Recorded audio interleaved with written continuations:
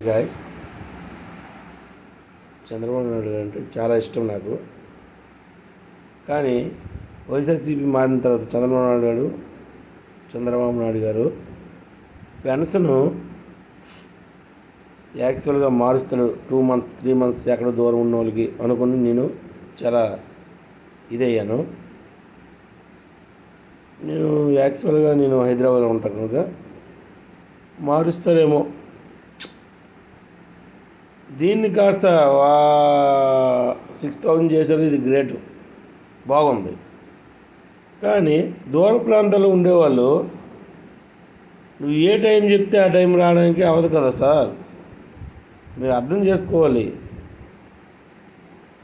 వాళ్ళ సెలవులు కావాలి, వీళ్ళ సెలవులు కావాలన్నది ఇది కరెక్ట్ కాదు కదా.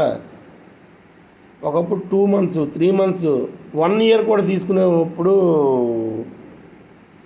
చూశాను నేను. పెన్షన్ 250 ఇచ్చినప్పుడు 1 yearకి సంక్రాంతికి వెళ్ళినప్పుడు తీసుకున్నాను నేను పెన్షన్ యాక్చువల్గా. అలాంటిది ఈరోజు మీరు పైసలు ఇస్తున్నారు. మంచిగా ఉంది, బాగానే ఉంది, అంతా చాలా ఇష్టం నాకు. వస్తే మారుస్తారేమో 2 months 3 months. ఇదేదో బాగుంది, రావాలి టీడీపీ. చాలామంది హైదరాబాద్ నుంచి